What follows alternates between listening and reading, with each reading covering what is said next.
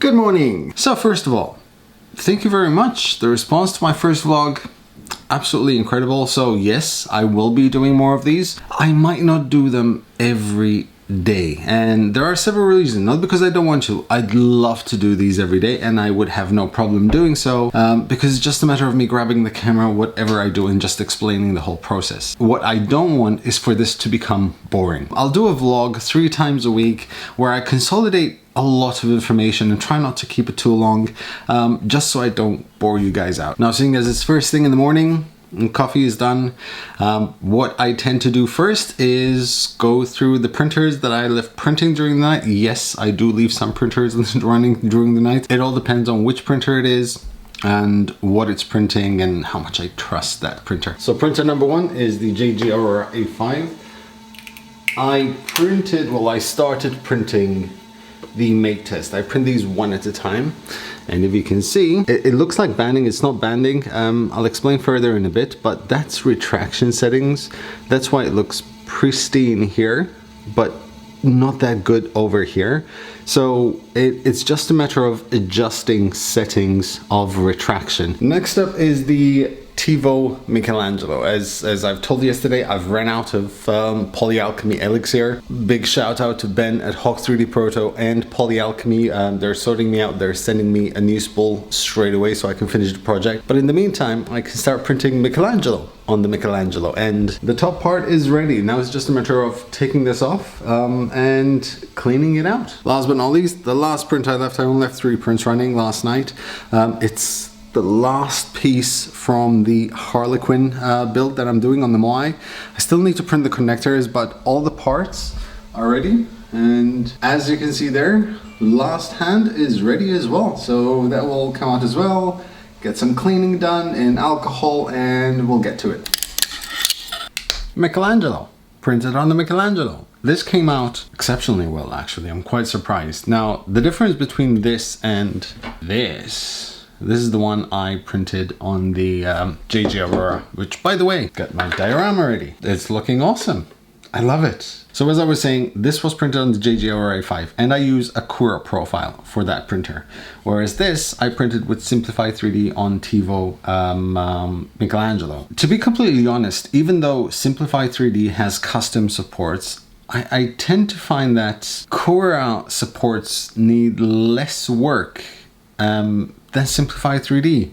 Simplify 3D has this really weird habit of not always putting supports at a particular angle, which is like an island, which is like hanging in the middle of the air. You can actually see that right there. See this corner here?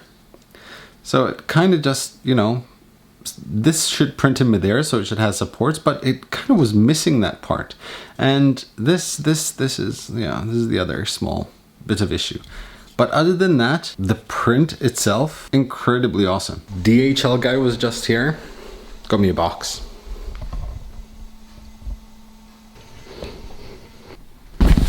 So this is a heavy box, and I know what's inside this box.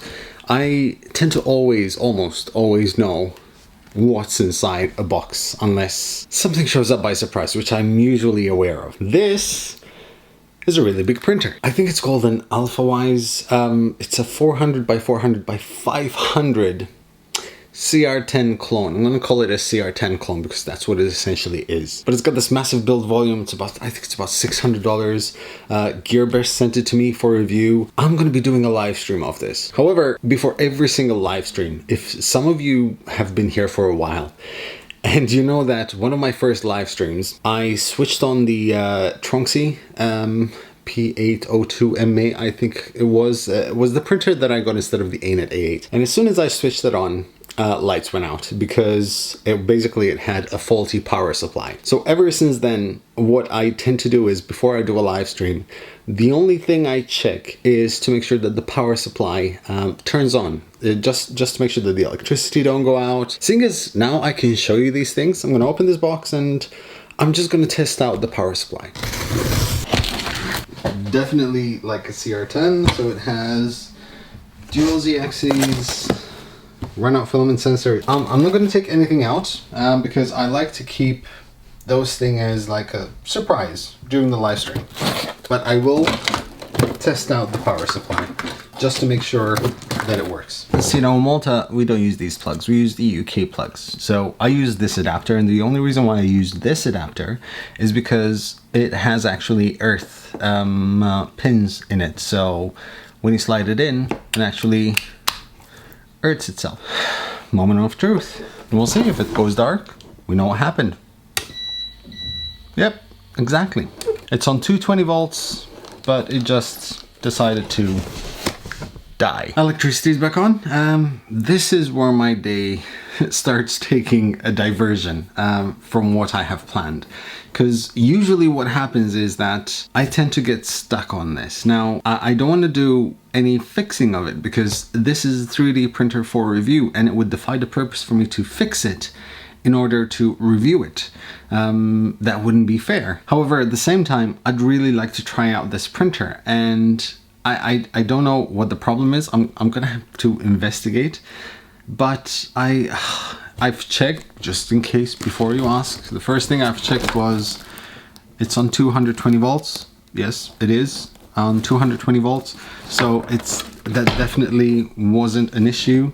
This is the second power supply from China that comes that kind of trips the electricity. I have no idea why, so I'll be trying it out on a different socket just in case.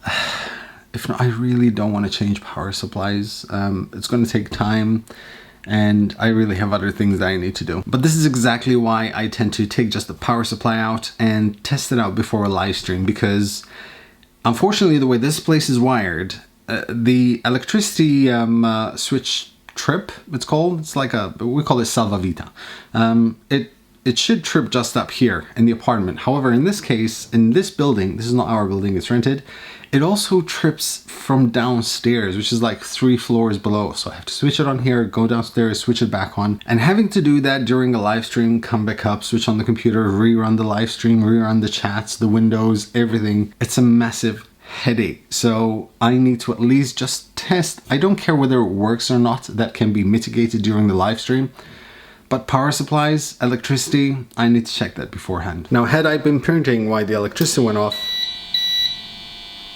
that just means electricity went off again. So my day just became very interesting. Now the electricity is just tripping off on its own. It's gonna be one of those days. As I was saying before, these are my PSUs. They're 2200 VAs each. I run about 4 printers on each one, mainly because of this reason. The power trips in here quite often. The electricity in Malta goes off quite often. And if I'm printing something, I don't want to lose it, especially if it's been printing for like 20 hours. So this just gives me enough time. With 4 printers running at the same time, I have about 15 minutes, 20 minutes, just in case if it's one printer, and then it will run for at least 1 hour. So my day just became that much more interesting, and I can see where the day is going now. There's been a flow set to the day, and it's gonna be one of those days. So what I did was I grabbed my multimeter here.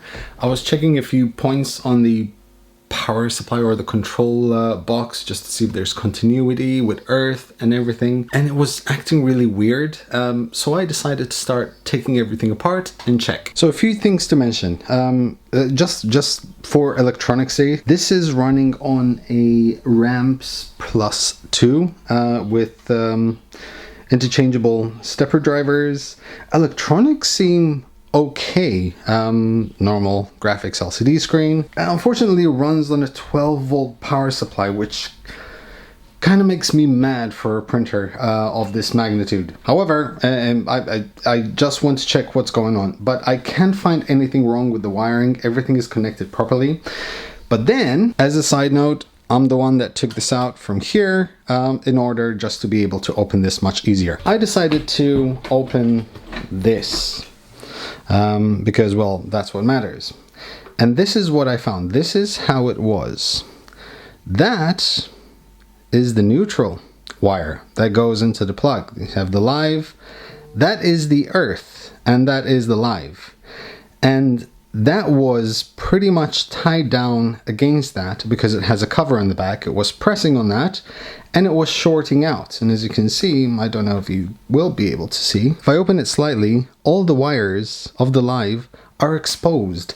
That is a massive no-no. That is a fire hazard. It's an electrocution hazard. That is a big no-no. That makes me mad. That makes me absolutely mad. This is exactly why people hate on Chinese printers. I'm not going to generalize because I have some really good Chinese printers that I've used in the past that I worked with.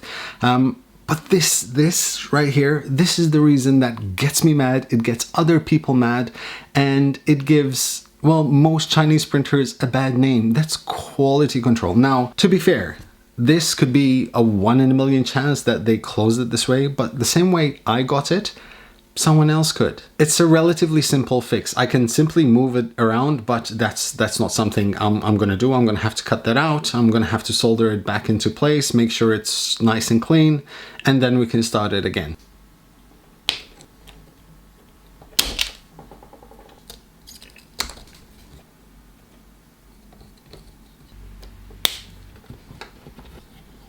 So before I close it up, I'm just gonna give it one last try.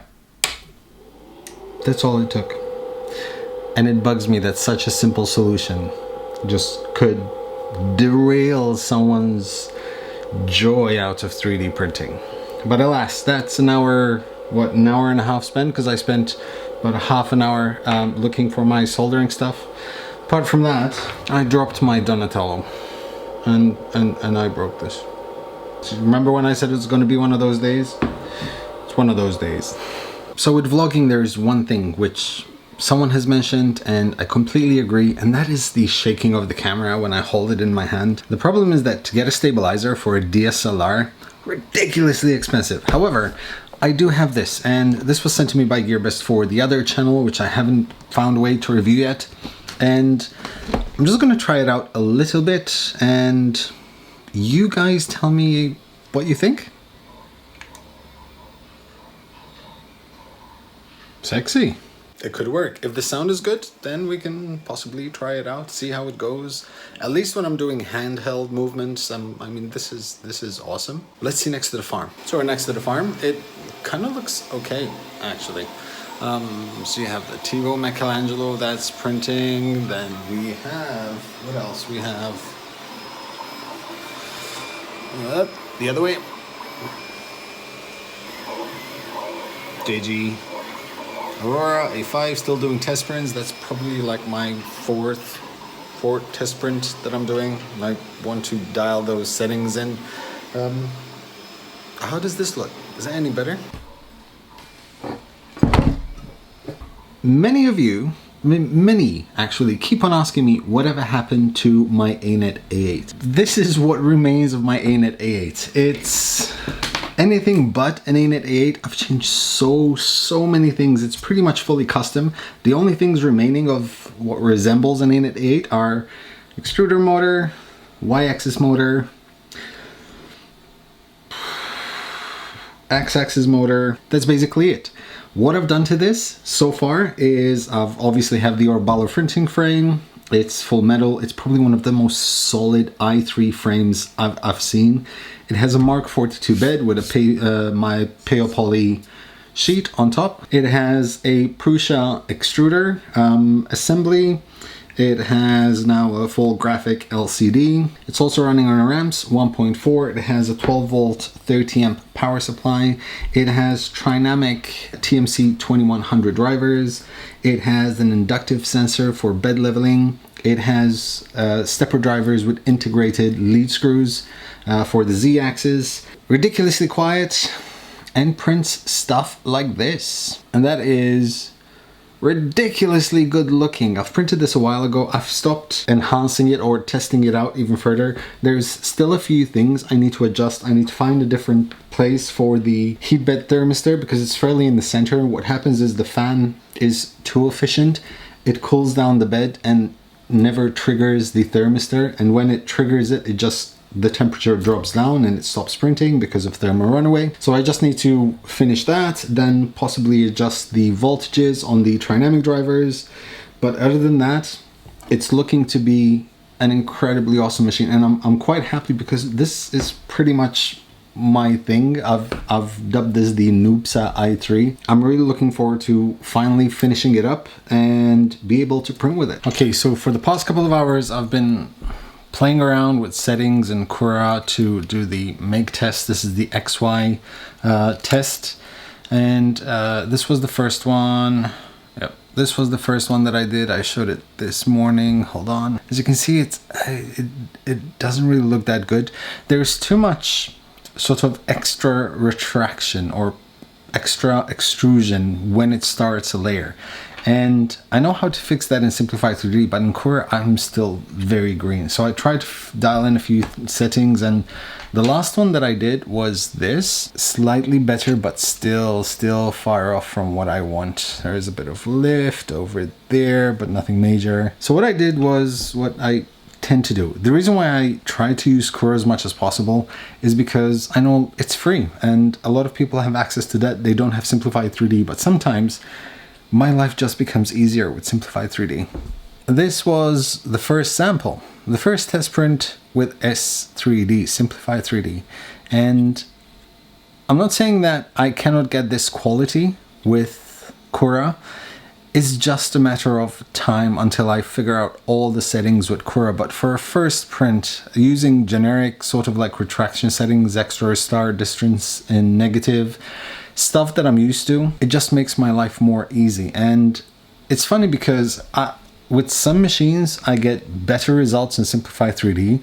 With some other machines I get better results with Cura. With the Mark IIIs I tend to get the best results with Slicer, Prusa edition. So it's so relative. For someone who has, I think, more than 2 machines, I think personally speaking Simplify 3D would be a good investment.